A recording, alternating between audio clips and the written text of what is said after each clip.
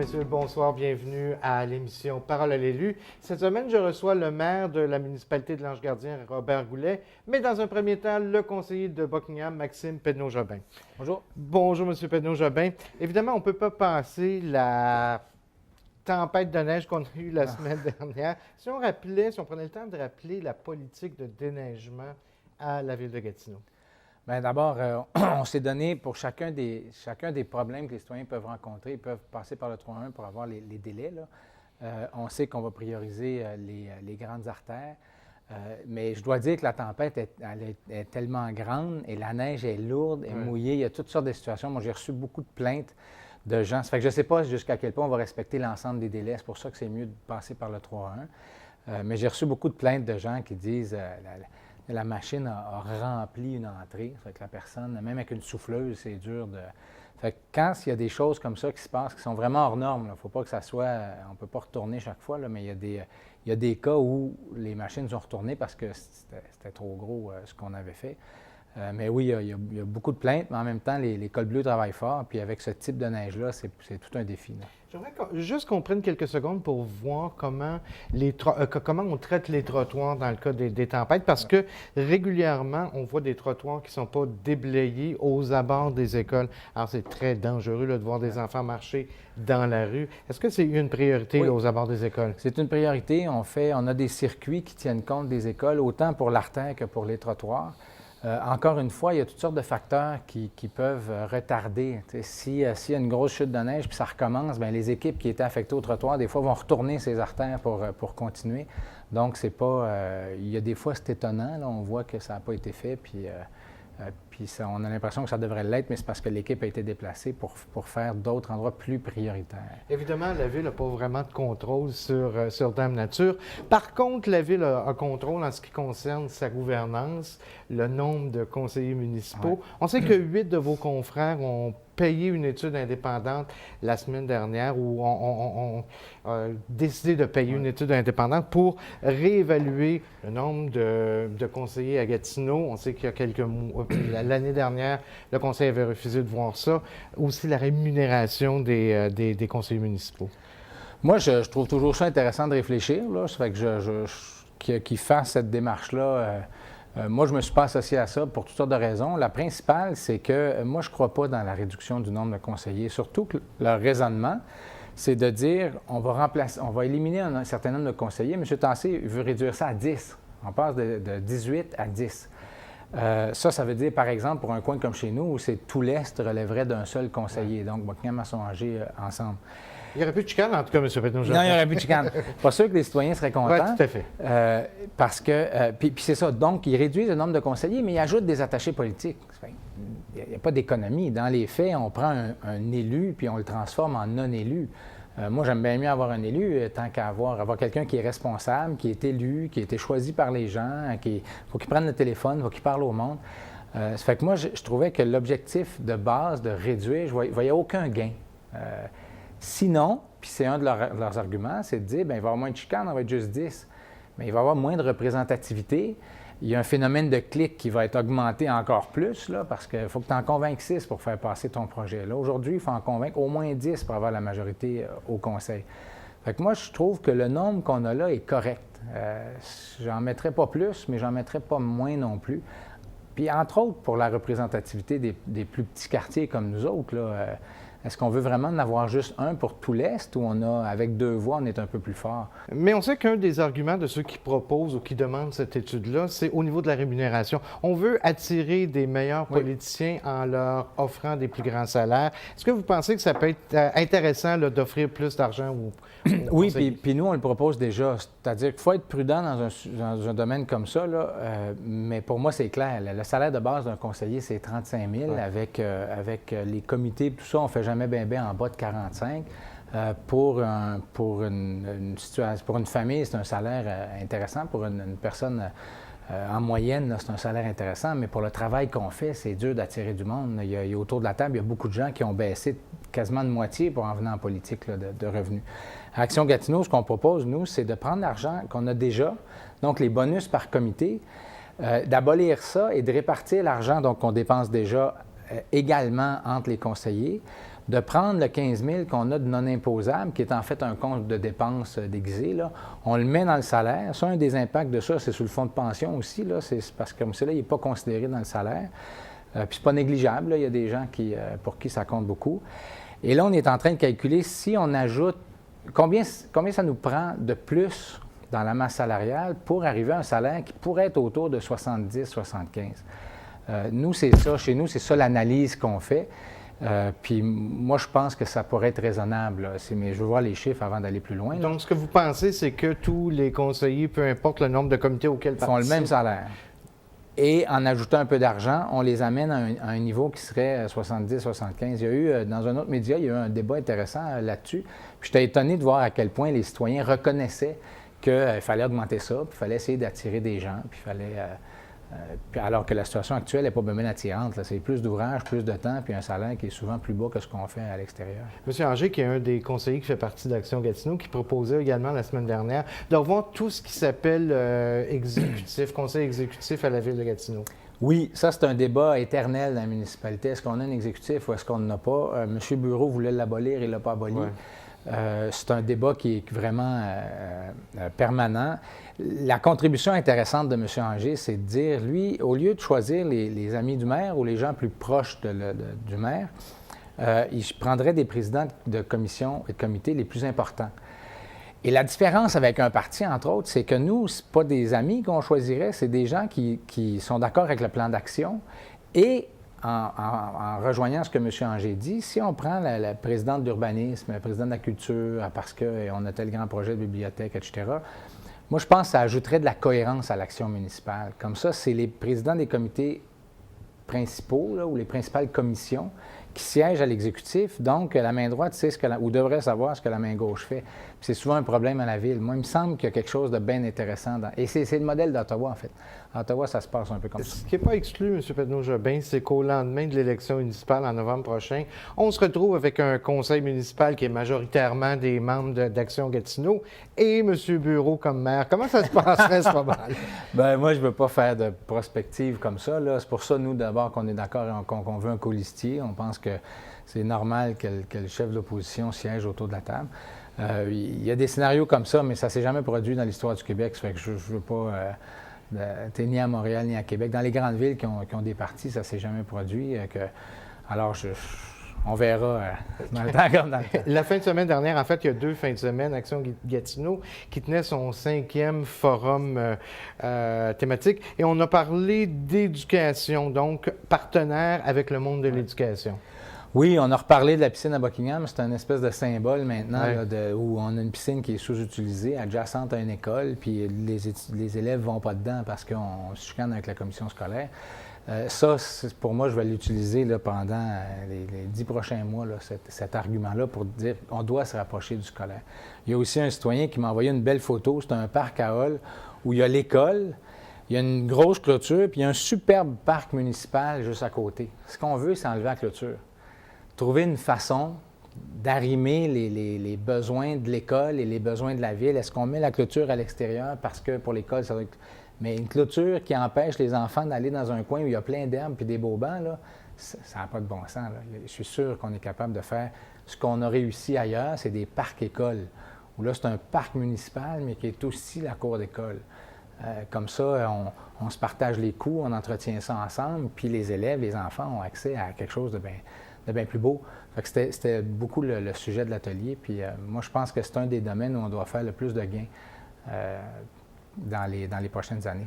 On est en pleine semaine de relâche pour les élèves de la commission scolaire ici au Cœur des Vallées, mais un petit peu partout sur le territoire de la Ville de Gatineau. Et la Ville de Gatineau apporte ou offre certaines activités justement là, pour que les jeunes puissent participer ou profiter le plus possible de cette semaine de relâche-là. Oui, dans les écoles, dans les bibliothèques, il y a des activités, il y a notamment une sur l'archéologie où les jeunes peuvent participer. Dans l'Est, il y a le Carrefour culturel L'Estacade qui offre toute une programmation basée sur qui vise les jeunes pendant la semaine de relâche. Ça fait que j'invite les citoyens à se renseigner sur le site Internet de la Ville et celui de l'Estacade. parce qu'il y a beaucoup d'activités durant la semaine pour les jeunes. On parle de bibliothèque. On sait qu'on parle beaucoup d'une bibliothèque centrale au centre-ville de Gatineau ou dans l'ancien centre-ville de Hull avec un réseau un petit peu partout, dont ici. Et il va y avoir des consultations publiques, notamment une le 18 mars prochain dans notre secteur. Pourquoi les gens devraient participer à cette consultation-là? Bien, d'abord, le vocabulaire a changé quand on parle de la bibliothèque. Avant, on parlait grande bibliothèque et là, on parle du déploiement du réseau de bibliothèques. Puis pour moi, c'est le vrai terme. C'est qu'on ne peut pas dissocier ce qu'on fait au central de ce qui se passe ailleurs. On sait qu'il y a des investissements importants qui doivent être faits dans les bibliothèques locales. Il y a des bibliothèques locales où les citoyens voudraient peut-être améliorer certains services. Et c'est le temps de le dire, c'est de dire oui, la bibliothèque centrale a son rôle. Il y a des collections qu'on va avoir à un seul endroit. Il y a de l'équipement. Moi, j'ai visité celle de Québec, puis c'est assez extraordinaire, où l'équipement d'animation culturelle pour les enfants. Tu sais, les bibliothèques, on a dans la tête que on va chercher des livres. Là. Et on parle pas. C'est ça. Alors que là, c'est plus vrai. C'est vraiment un milieu de vie. Et la Bibliothèque centrale de Québec, c'est grâce à elle qu'on a augmenté la participation, l'inscription des gens dans les bibliothèques locales. Parce que, entre autres, les écoles allaient, il y a un petit théâtre, il y a des collections extraordinaires pour les jeunes. Ça fait que les écoles arrivent en autobus, passent des journées ou des demi-journées à la Bibliothèque centrale. Puis quand les jeunes retournent dans leur coin, ils veulent aller à la bibliothèque locale parce qu'ils ont appris c'était quoi, donc, on ne peut pas dissocier un de l'autre. Puis cette consultation-là, c'est vraiment le temps d'y aller et parler de tout ça. Et on sait qu'historiquement, là, les gens ne vont pas beaucoup aux consultations publiques. Est-ce que vous pensez qu'il y a moyen d'inciter plus? De quelle façon on pourrait inciter les gens à se présenter justement dans cette... Bien, moi, je vais recommencer tout mon arsenal, là, Facebook, Twitter, courriel à tous les citoyens. On en parle ici dans les médias locaux. Il y a un enjeu local. Est-ce qu'on veut l'améliorer, notre bibliothèque? Est-ce qu'il y a des choses qui devraient être dedans qui ne sont pas dedans? Est-ce que les gens ne veulent pas pantoute qu'on investisse dans la bibliothèque? Il y en a qui n'y croient pas. Ils disent à l'aide du numérique, ça ne donne rien. Moi, c'est le service municipal le plus utilisé, même aujourd'hui, en 2013. Fait que moi, je continue d'y croire beaucoup. Il faut les transformer, les bibliothèques. Puis, en tout cas, j'espère qu'il va y avoir des gens à la consultation. Moi, je vais tout faire pour qu'il y en ait. Voilà. Bien, écoutez, M. Pedneau-Jobin, on aurait pu discuter pendant plusieurs autres minutes, mais on va remettre ça à la semaine prochaine. Merci d'avoir été présent cette semaine. Merci. Quant à nous, bien, écoutez, on se revoit tout de suite après la pause et mon invité va être le maire de la municipalité de Lange-Gardien, M. Robert Goulet.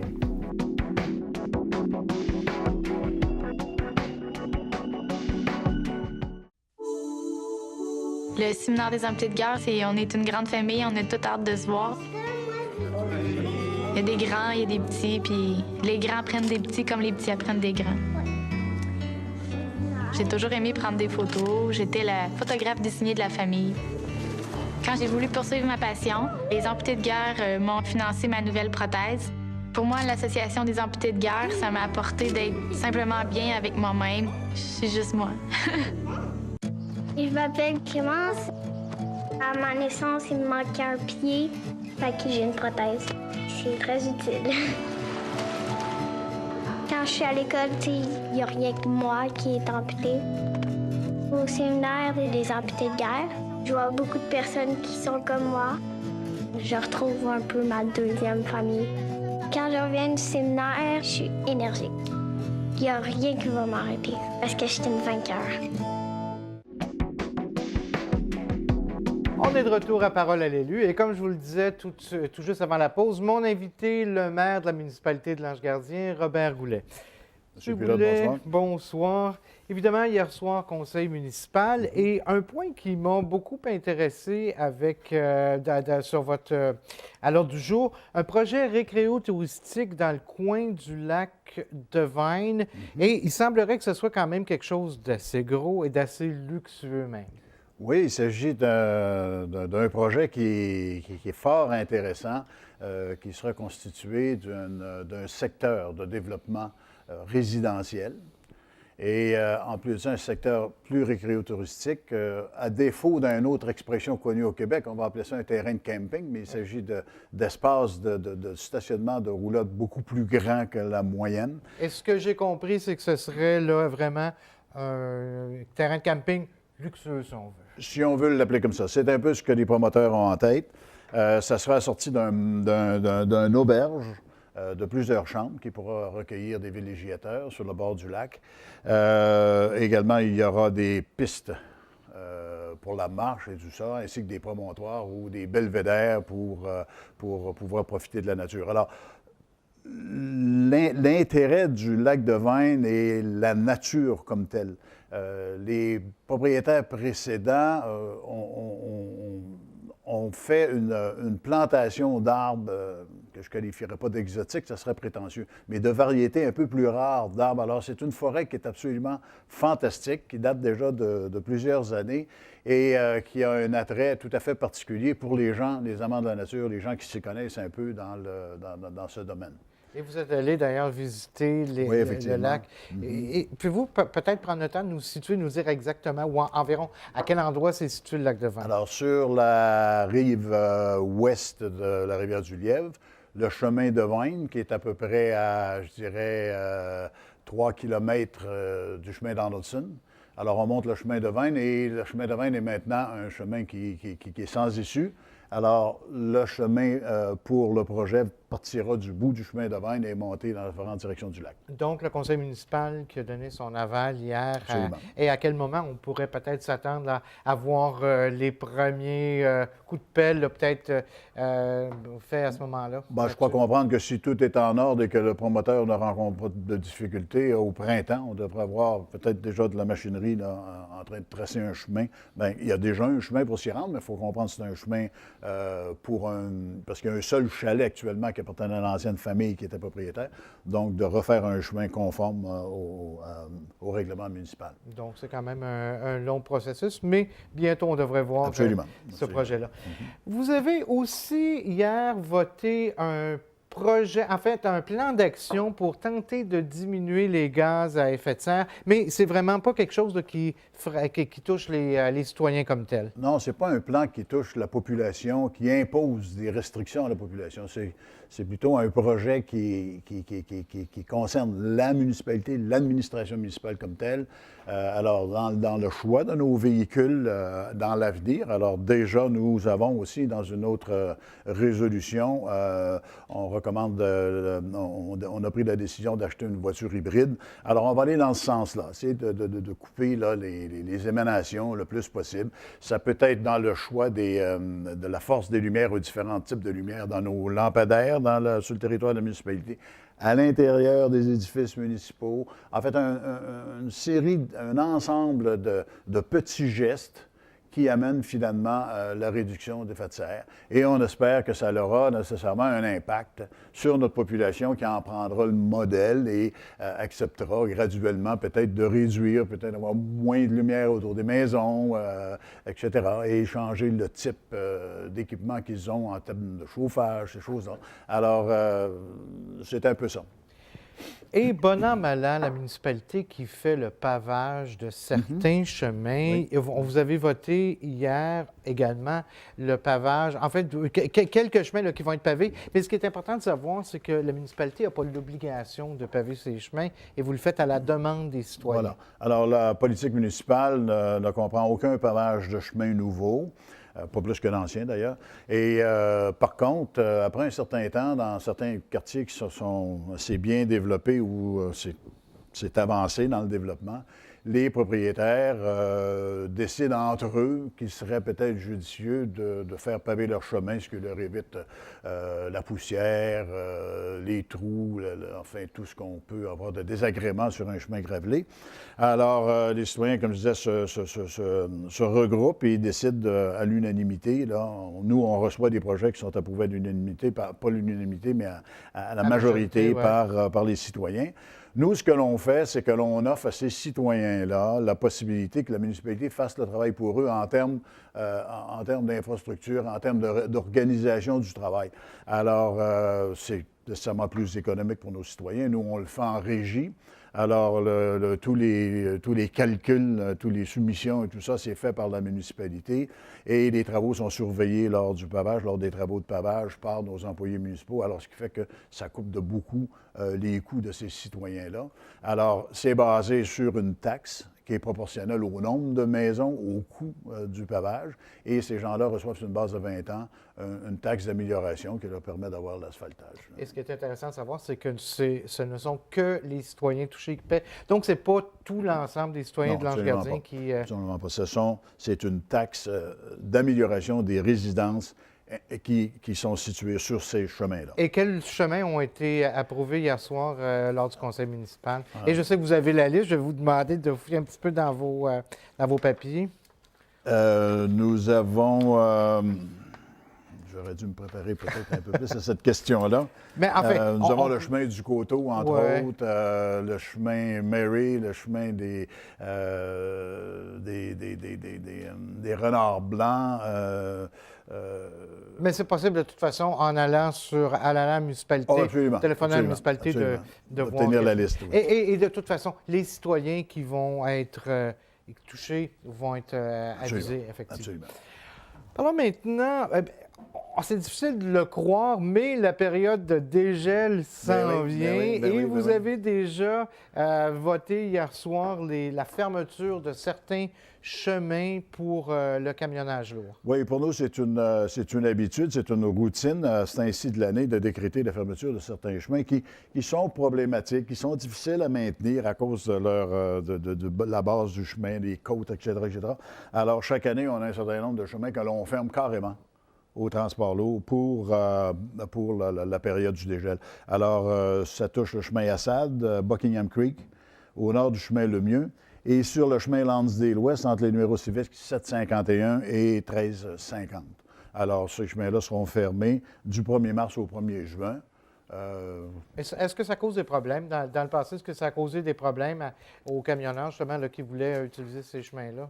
Pas vraiment, parce qu'ils sont annoncés d'avance, alors les gens prennent des mesures en conséquence. On parle de chemin, on parle de rues, des nouveaux noms de rues qui ont été adoptés hier. Et je sais qu'à la municipalité, vous avez une espèce de comité de toponymie avec une banque de noms. Et c'est important là, de trouver des noms qui parlent de l'histoire de la municipalité. Oui, bien, je pense qu'on doit reconnaître les gens qui ont été sur la première ligne lors du développement du territoire, qui n'étaient pas nécessairement l'ange gardien à cette époque-là, mais qui ont joué un rôle important dans le territoire. Alors, comme vous disiez, le comité de toponymie a déjà décidé d'un certain nombre de noms que l'on peut appliquer.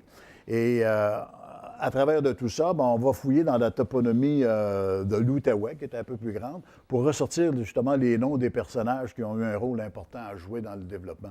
Alors, ce qui nous amène à nommer un chemin du Bocage. Alors, ce sont deux chemins qui sont sur le promontoire de l'Ange Gardien. Alors, le chemin du Bocage et le chemin Olympe-Laframboise. Alors, M. Laframboise est un personnage qui a été responsable de l'écluse à Poupart pendant une quinzaine d'années, qui a été très actif sur le territoire, qui est maintenant l'ange gardien. Alors, on croyait bon de reconnaître le mérite de cet individu. Donc, ça va être des noms de rues là, qui vont être... Est-ce que les rues sont déjà ouvertes ou ça va être... C'est déjà ouvert. Alors, à partir d'hier soir, sont officiellement baptisés. Hier soir, vous avez également appuyé un projet, une motion de la part de la Fédération québécoise des municipalités en ce qui concerne les mini-centrales. Pouvez-vous nous faire un petit peu un portrait ou l'historique de cette motion-là? La Fédération municipale des municipalités, auquel nous sommes membres, auquel on adhère, a, depuis plusieurs années, travaillé très activement dans le développement en province de ce projet de mini-centrale et a supporté grandement et a aidé financièrement jusqu'à un certain point ces municipalités-là pour développer. Alors, ces choses-là étaient, jusqu'à tout récemment, quelque chose d'acquis. Alors, les municipalités ont investi des sous dans ça. Les municipalités ont développer des projets qui sont relatifs à cette électricité-là, ou au moins à l'argent que ça va leur rapporter. Ils ont déjà dépensé des sous, ils ont des argents engagés, et le gouvernement a, il y a quelques semaines, annoncé que le projet ne serait pas maintenu. Alors, ça a amené la Fédération à réagir, et la Fédération demande à la province, au ministre, de reculer dans sa décision et de revoir le projet. Alors, ils ont fait parvenir à tous leurs membres, dont l'Ange gardien, tout l'historique et les détails de l'affaire, et en nous également faisant parvenir une résolution type en demandant s'il était possible que la municipalité l'adopte et l'envoie en groupe avec les autres municipalités au nom de la Fédération aux différents intervenants, c'est-à-dire les ministres concernés, la première ministre, les chefs d'opposition, etc. En fait, c'est une affaire purement politique. Alors, nous avons souscrit à ça. Nous supportons nos confrères et consoeurs municipalités de la Fédération. Alors, hier, on a voté cette résolution-là en appui à leur démarche pour amener le gouvernement possiblement à changer de sa décision. Mais du côté de la municipalité de l'Ange-Gardien, est-ce qu'on est touché Non, par pas cette du tout. décision-là? Absolument Donc, pas. c'est vraiment un appui. C'est vraiment simplement un appui aux membres de la Fédération qui sont, eux, touchés par cette affaire. On l'a dit tantôt, le printemps qui s'en vient tranquillement. Et j'imagine qu'au niveau des serres bio, on doit commencer tranquillement à préparer la prochaine saison. Est-ce qu'il y a encore des places disponibles, M. Goulet, là, pour des nouveaux, des gens qui voudraient là, commencer en agriculture? Bon, la plateforme, vous faites référence à la plateforme. La plateforme est toujours active plus que jamais. Cette année, elle aura au moins 10 participants. Alors, le comité qui supervise son action s'est penché sur les nouvelles applications dans le courant de l'hiver. Il y a une décision de fait. Alors, il y en a quelques-uns qui ont quitté. On a créé plus de postes. Alors, c'est pour ça qu'on aura plusieurs nouveaux arrivants cette année. Alors, les gens qui sont désireux, nécessairement, devront attendre la prochaine cohorte. Alors, ceux pour cette année, pour l'année 2013, sont déjà sélectionnés. Et ils doivent bientôt commencer, dans serre, là, ils doivent commencer, eux, à trépigner, là, puis penser à mettre le grain en terre et commencer leur développement. Évidemment, la neige qui n'arrête pas de nous tomber dessus, mais on va souhaiter que le printemps nous arrive. Ça va venir plus vite qu'on pense. Voilà. Monsieur Goulet, merci infiniment du temps que vous nous avez consacré. On se revoit, bien sûr, après le prochain conseil municipal de l'Ange-Gardien. Alors, mon nom est Michel Pilote. Au nom de toute l'équipe, je vous souhaite une bonne fin de soirée sur nos ondes. On se revoit la semaine prochaine pour une nouvelle émission de Parole à l'élu.